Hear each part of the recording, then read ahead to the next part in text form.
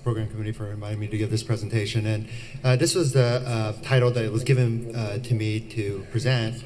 And I do actually believe this, but I'll qualify that. It's for specific cases.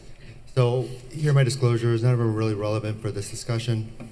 So in talking about MIS deformity, I think it's important to discuss MIS deformity approaches and techniques just for context.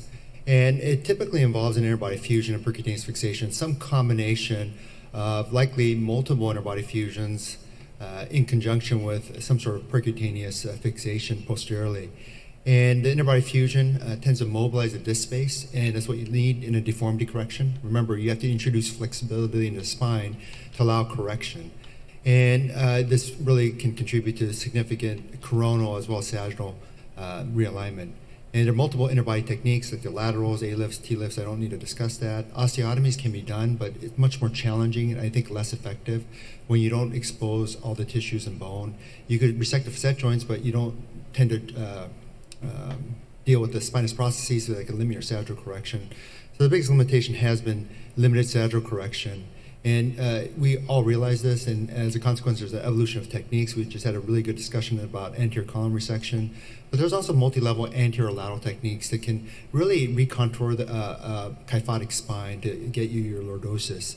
And this is typically laterals and anterior, not T-lifts, because of poor ability for segmental correction. Many open PSOs are really limited.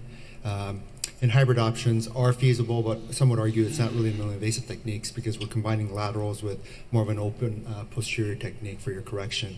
There's new technology. We had, again, a good discussion about expandable cage technology, which I am a fan of. Hyperlothic cages, I'm less of a fan of. I don't think it gives you the correction you would want or typically need. So I'm going to kind of skip this because we just had a good discussion about ACRs, but it's a very feasible technique. Expandable cage technology, I think, facilitates it quite a bit. And you can see in this particular example, I got a 20-degree correction doing an ACR.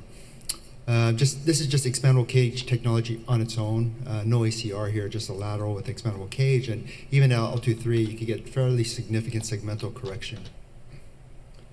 This is an example of just multi-level laterals without ACR. And you can see you take what I would call a stiff spine, and a vacuum disc is always a good sign that you could get or achieve more correction. Just laterals without ACR, just very straightforward. You could recontour a spine. So multi-level segmental correction, definitely doable. Having gone over some more advanced techniques or newer thought processes in sagittal correction, I think it's still important to realize that sagittal correction is fairly limited compared to an open operation. We generally do not use as many osteotomies as an open operation. It's just more challenging and time-consuming. Less tissue release. That muscular and tissue release can facilitate correction, and we don't do that with minimally invasive procedures. And we have decreased ability to insight to correct anything. So we still are faced with challenges with sagittal correction.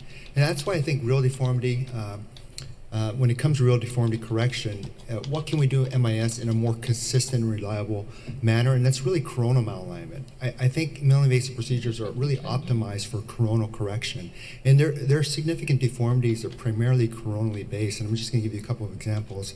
And these are the best types of cases, if you ask me, for consistent and reliable correction. I don't mean we all have cases where we show great sagittal correction in MIS, but I think it's less consistent.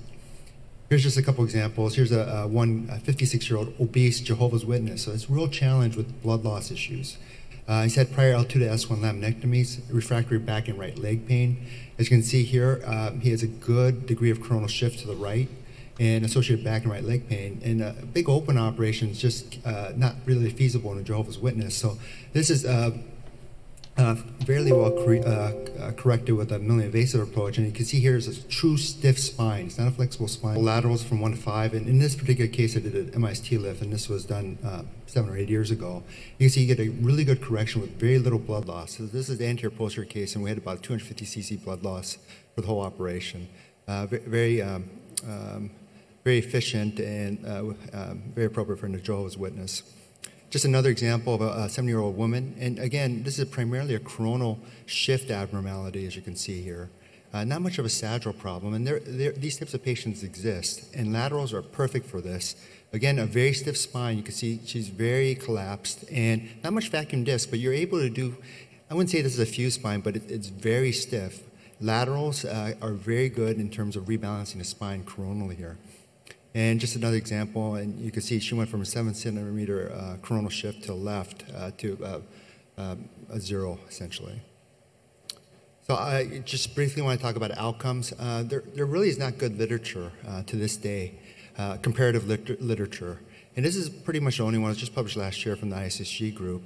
And it was a propensity controlled match study, 77 patients in each group.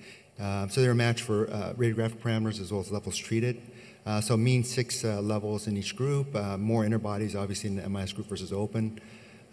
Radiographic outcomes were similar, essentially.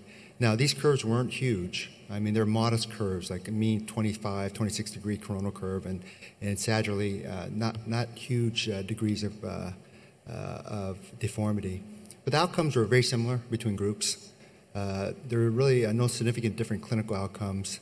There was less blood loss in the MIS group, which is not surprising, and a longer operative time in the MIS group. Complications was a big issue here.